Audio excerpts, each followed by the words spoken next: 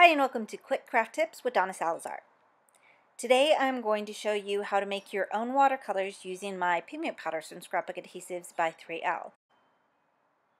So I've used 1/8 of a teaspoon of each color, which is 1/4 teaspoon of pigment powder, and then I use 1/4 teaspoon of gum arabic. And having an equal amount of pigment powder to gum arabic, no matter what color you're using, is pretty much the best way to go.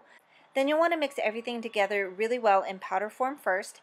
Add 1/4 teaspoon of water and mix that really well. And if you're going to be making a lot of these, it might be helpful to put what recipe you've used for each of the little cups and then let those sit for about 48 hours. So it's been 48 hours and all of the paints are dry, and as you can see, I got excited and I made a whole lot of colors. And all you have to do to reactivate the paint is just put a little bit of water inside of it like a regular watercolor paint.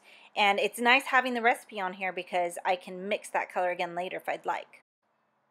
And if you go to my blog that's on my website, donnasalazar.com, you can see all the different recipes that I created. The image that I am painting is my flower bouquet stamp and die set from Spellbinders. And I started by stamping the image with my Jasmine Mixed Media Inks from Colorbox, which is pigment based so it stays wet for a really long time.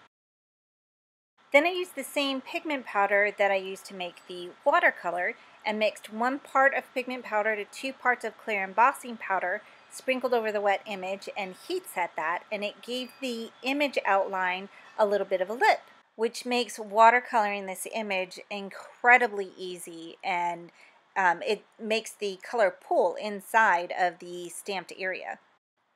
It is nice having all of these different colors, and you can get gradients of color just by using more or less of the pigment, using more water. You can even go over it with more water and dab away some of the color, or you can mix some of the colors together. You'll notice that I add colors on and then I'll use a different color to highlight something or to darken an area just to give it a little bit more depth and make it look a little bit more interesting, more artistic.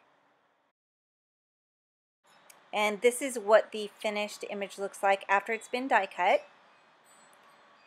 And again, you can go to my website where I have the blog. We actually have a gallery and e-classes and so much more on the website as well. And if you want to find me other places online, here are all my social media accounts. My pigment powders and all of the rest of my products from Scrapbook Adhesives by 3L can be purchased on their website here. Thank you so much for joining me, and I hope to see you again soon.